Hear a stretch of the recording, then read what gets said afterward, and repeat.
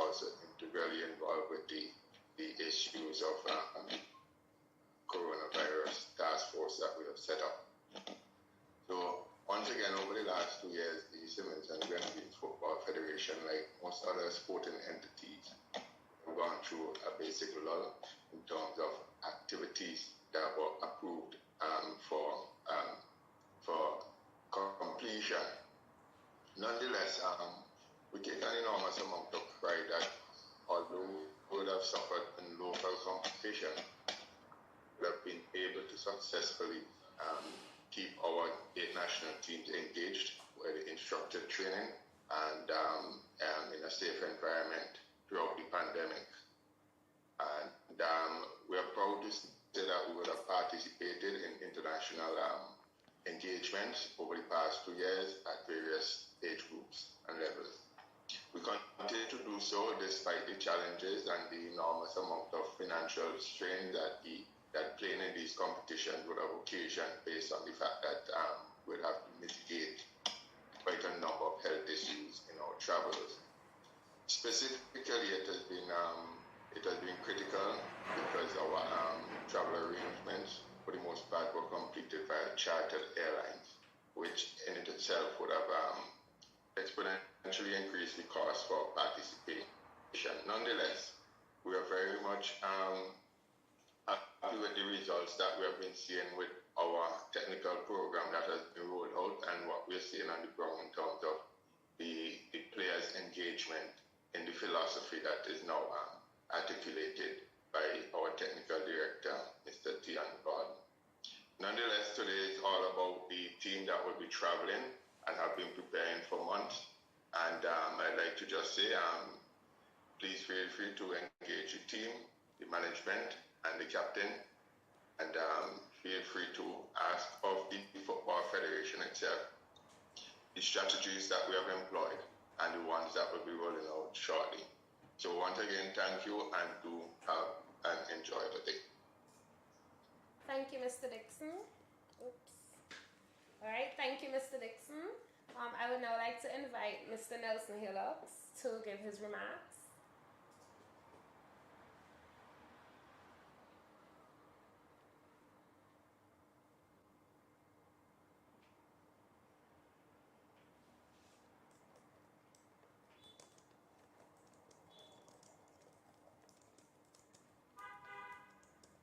Unmute again. Mr. Hillocks? Good morning, you hearing me?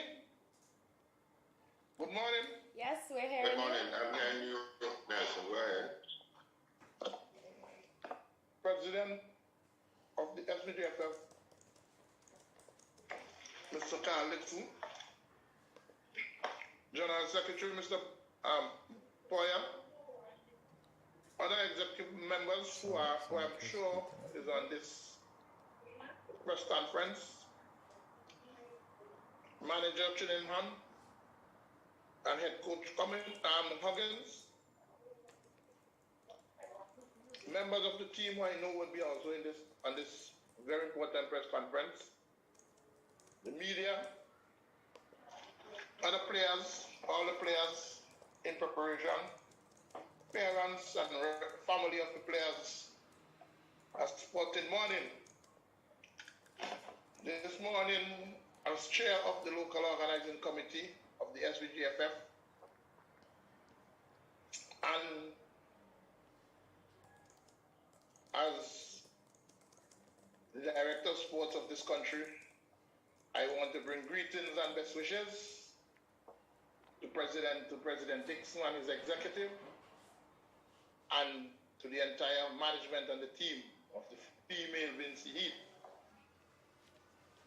I want to say thanks to the National COVID-19 Task Force team for granting the populace of St. Vincent and the Grenadines this opportunity which they have been starving for the last 24 months or so. However, this opportunity, this decision did not come by the FF sitting down and doing anything. And I want to tell you that the president and his executive had a lot of frustrating days and weeks and months. Every day wanted to know when we are going to get to this stage. So here, I am happy that the health task force, which I am a part of, along with some other competent professionals, were able to draft a document returning to football and present it to the SVGFF, where it is at the executive stage for ratification and acceptance.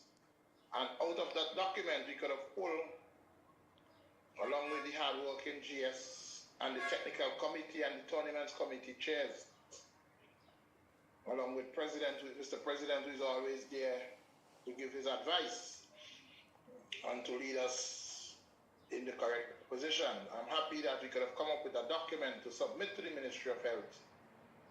So we are here today, and parents, brothers and sisters, husbands will be coming out to see our team at the Annesley playing field on April the 6th, as I am confident from what I've been seeing so far, from all reports, that we will be running past the BVI. And I'm expecting, I know the girls will give their best, and their best will give us some joy as Vincentians to smile about. And then we go on to Honduras and do the same thing a couple of days after.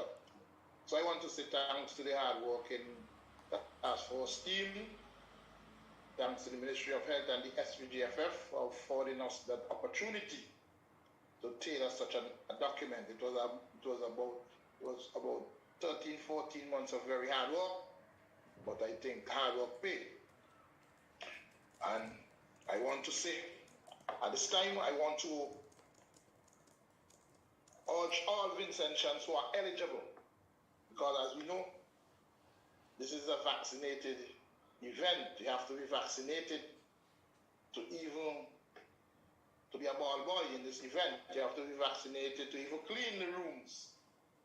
So I'm urging all vaccinated Vincentians and visitors who will be in St. Vincent on April the 6th, that there is no better place to be than at the Annesley Sporting Complex to see our top female footballers match their skills in a superior manner though against the BVI. 3 o'clock is the kickoff time, so we don't want to miss a minute of the game. I want to thank the National Sports Council, also the government, the cabinet, the minister, the teaming with us, and all the other hard-working members of the LOC from diverse compositions for the work we are doing so far. We are in an advanced stage. The only minor setback we will have, and I know we will conquer that, because as soon as the presentation ceremony has been done for the VPL, next week, Sunday the 6th, we are going to start to get the field ready. So when it is ready for inspection, I tell you on the 5th, we are confident that our team will be giving us the field on the 5th. And in advance, I want to thank that team. It's a very important team. We are having plans to ensure that we implement all the COVID protocols. We will have our sanitization officers and everyone at work on that day. But we will not deprive you of the fun. So all Vincentians, I'm urging you to come out and support our team. It will be the first. It will be a COVID or post-COVID history. The first live official football match, COVID or post-COVID, what you want to call it, here in St. Vincent and the Grenadines. And we are going to start it with a victory. I want to congratulate again and wish manager Chevron and the entire management team, including head coach Huggins, and the entire VCE team all the best. May you give of your best, and at the end, hope that we don't have any major injuries. And from after the match here, we go straight to Honduras and keep the spirit going, keep the team spirit going. And remember, you have the support of your FF and your local organizing committee, along with your health committee. We will do everything possible to ensure that you give of your best. And again, urge Vincentians to come to see this very important game. Again, all the best. Thank you, and may God bless you. All right, thank you, Mr. Hillocks. Well said. As we continue to discuss the match that is upcoming, we will now invite Ms. Siobhan Trimingham to tell us about the training preparations and the team. Ms. Trimingham, over to you. Thanks again, Ms. Huggins. You heard me clearly? Okay. Yes. Protocol being established. Good morning to all. My name is Siobhan Trimingham, manager of the senior women's team. Let me first start off by saying it was unfortunate that our first home game against Haiti on the 20th of February had to be played in Cuba. We all are aware of the pandemic and its effect, but nevertheless, with the work invested, I must mention and extend thanks to the SVG Football Federation General Secretary Mr. Poyer, the EXCO, LOC, and COVID-19 Task Force in their role played to have this game at home. Also, the Ministry of Health in granting us permission. Over to team matters.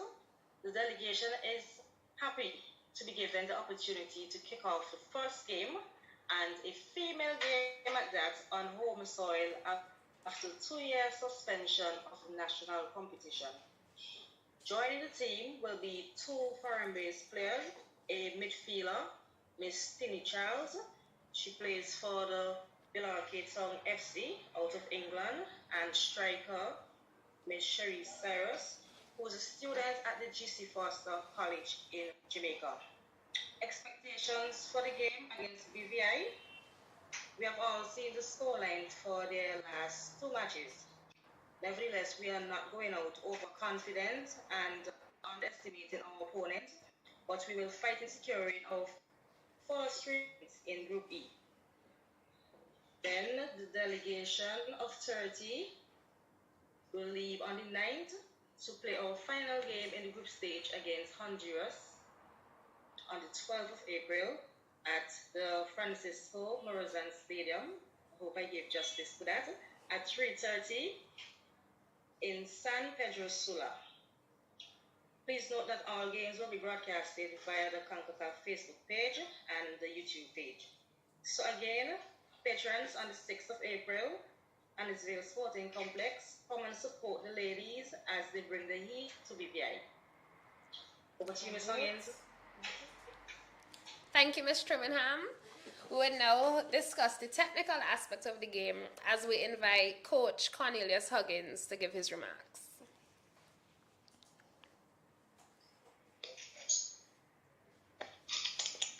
Good morning, one and all. Morning. All right. Head coach Cornelius Huggins of the PNC Senior National Team, better known as Lady Heat. We are pleased with the preparation leading up to the World Cup qualifiers against BVI. It's going so far. We work on some areas that we need to improve on as a team and individual. We have increased the last sojourn, we have increased the training days. 4 days. The last sojourn we used to be 3 days, but since we come back from the last sojourn, we increased the days to 4.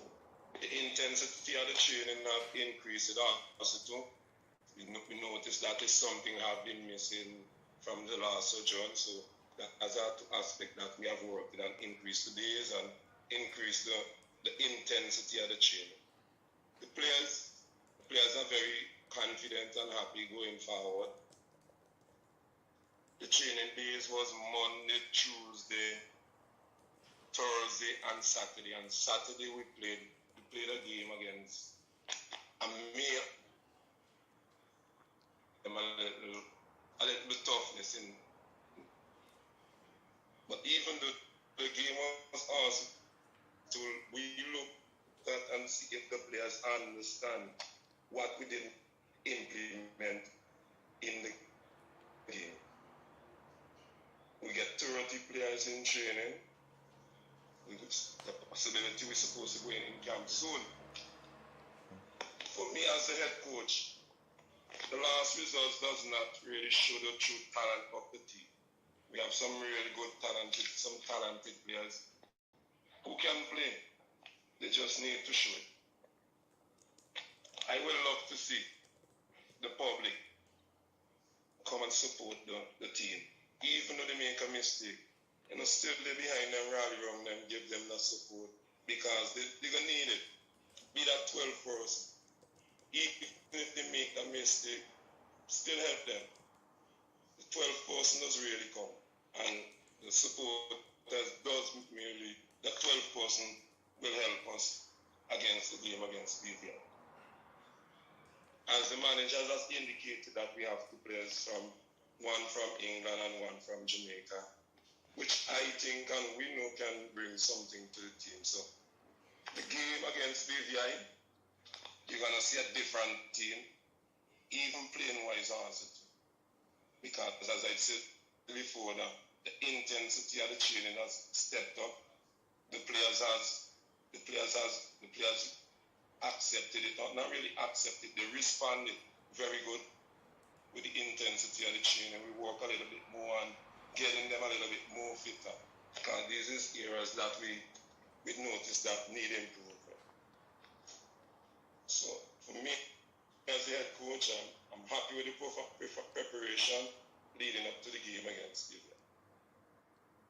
Thanks to the opportunity given to me by the FFF. Thanks. All right, thank you, Mr. Huggins. I will now hand over to General Secretary Mr. Poyer to give us a few updates about the organization. Okay, so I'll try and be brief so that we could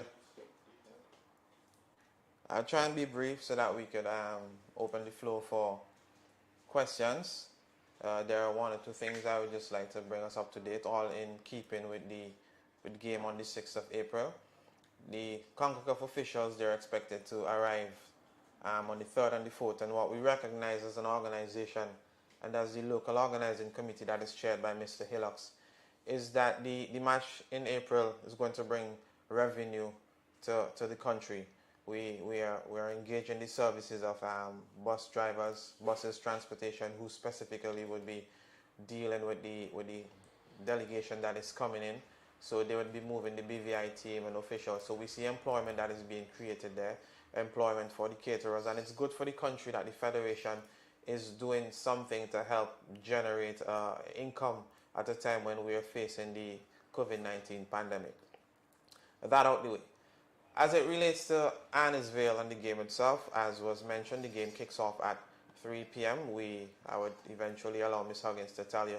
But the replicas are here. The replicas are lovely. The replicas are on sale.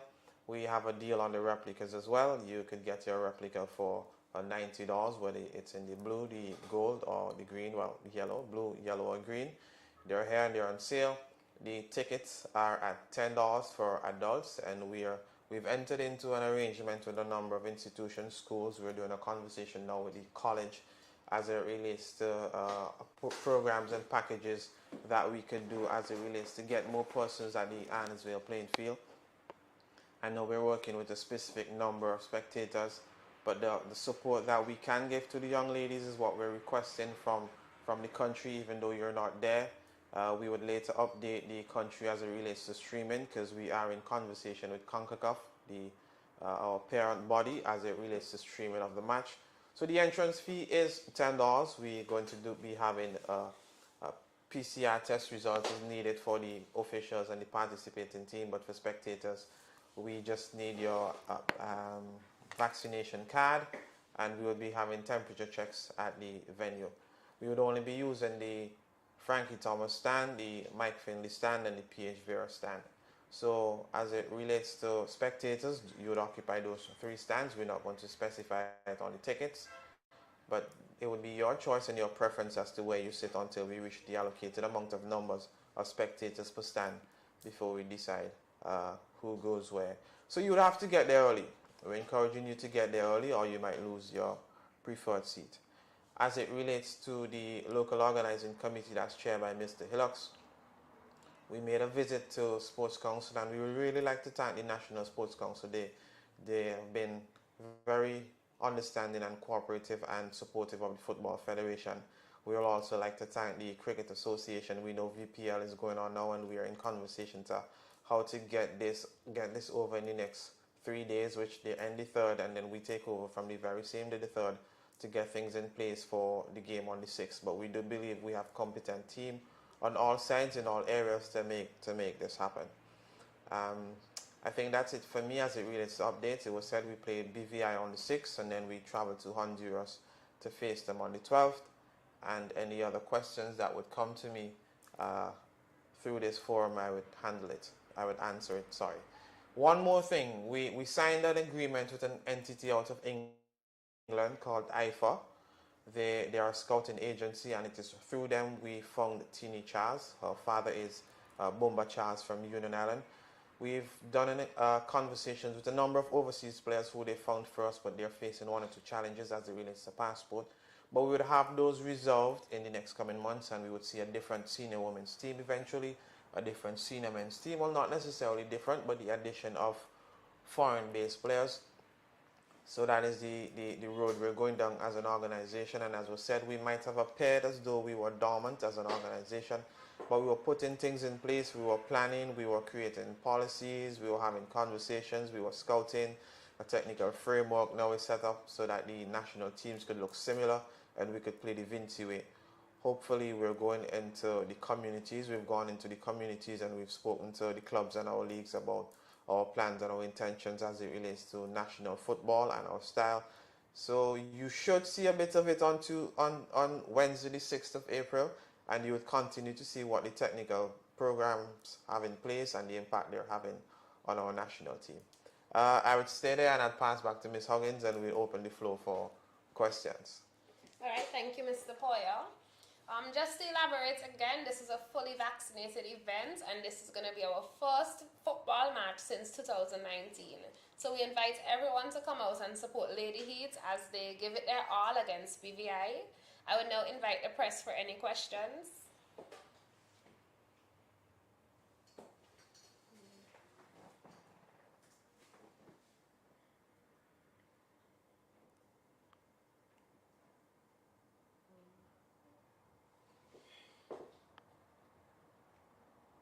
Chat. Yeah, I was saying the same thing.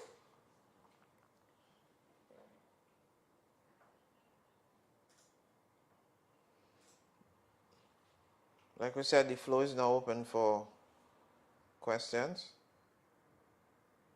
Good morning, everyone. Rohan Thomas here. This question is directed to Coach Huggins. How much scouting have you done and your technical team have done in terms of the BVI team so that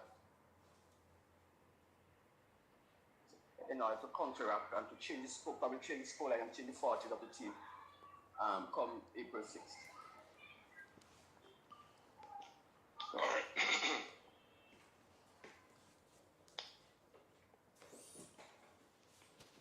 All right then, well, the coach has been working hard. Myself, the technical director, the whole coaching staff has been working hard. At this moment, right now also too, we are watching even games, watching over how they play. So yeah, we are doing we work.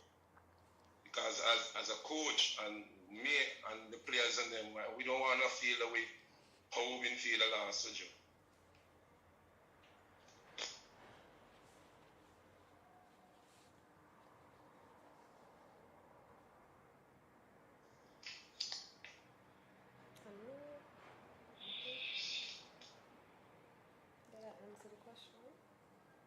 Okay.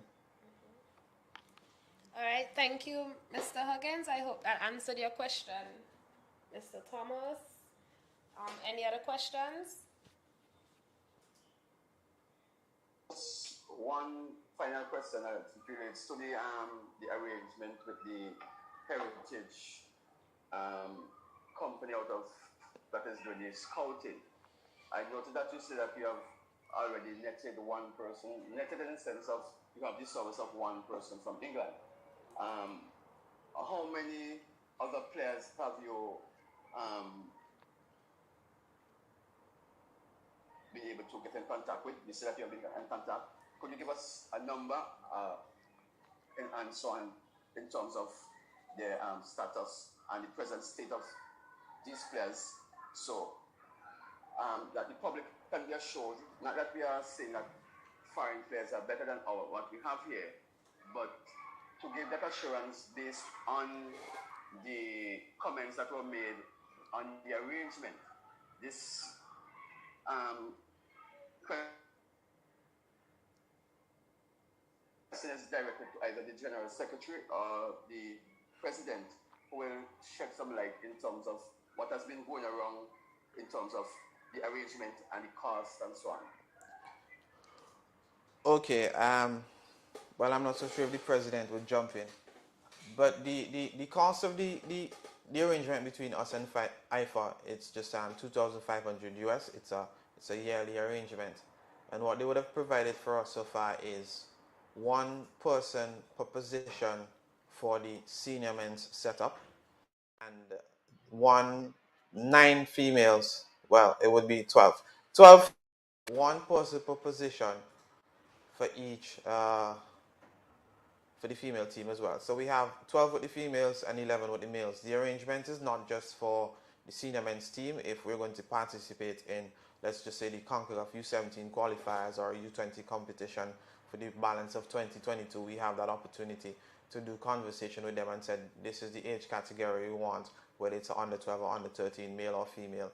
But the arrangement, it's along that line where they would provide for us players for any team that we so request for the duration of 2022. And we would have made contact.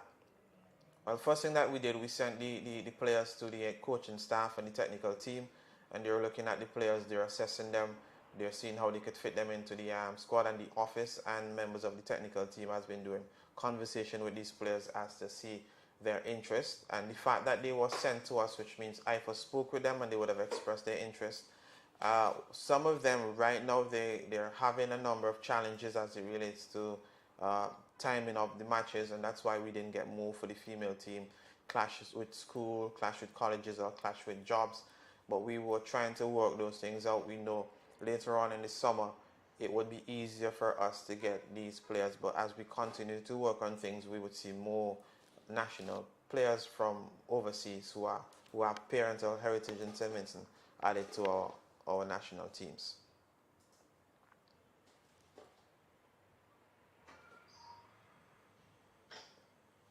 Good morning again, all.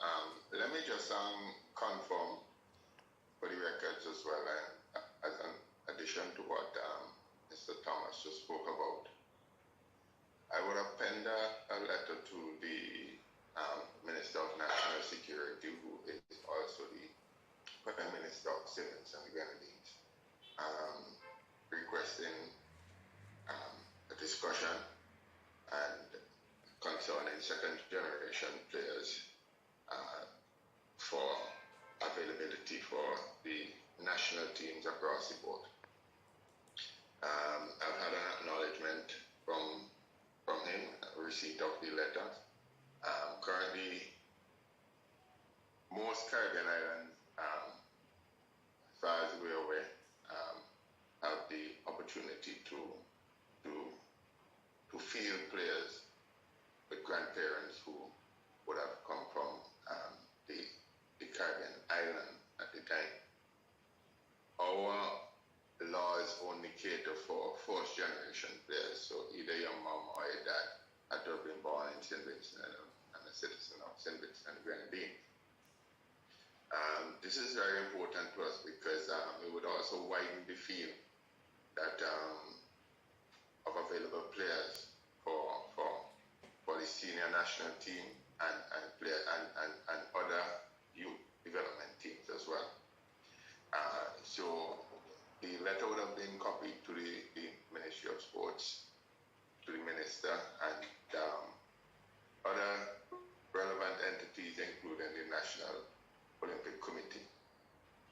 So I know this is something that would require change of law, but also being a sport-loving person, I'm quite sure the Prime Minister would give the matter due attention, and we're expecting that if this materializes, because we already have our eyes on quite a number of players who basically are second generation national, could be qualified for second generation citizenship, and to advance the program that we're pushing, there may be an opportunity here for us to really launch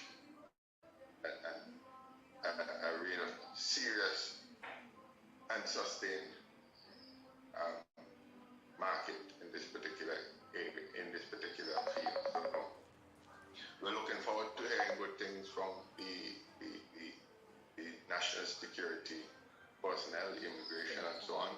But we know it would take some time. So the engagement with the team out of England has already begun to produce some good results. We have seen players, we have seen their tapes, we have seen them in actual games, and there's some interesting prospects, to say the least. But once again, we are also exploring that issue of the second generation vigorously. So we look forward to hearing good things in that front.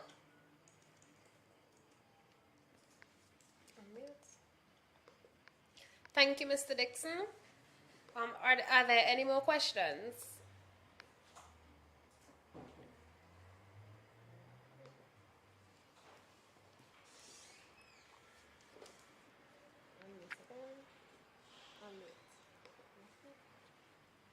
Okay, well, since we don't have any more questions, I would just like to conclude the press conference and thank everyone for coming out today.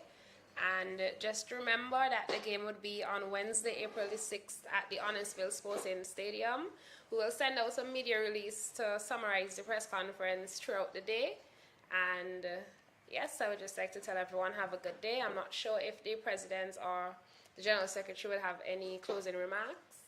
Well, for me, it's just to invite the press out to support the girls. Remember, this is our first home game since 2019. It was real unfortunate, although it was a good experience that we've been playing our home and away matches abroad, and we really would like to thank the Ministry of Health and the Coronavirus Task Force who was very instrumental and who gave us permission to have this game. And I know there's going to be a series of matches that eventually will take place in the country.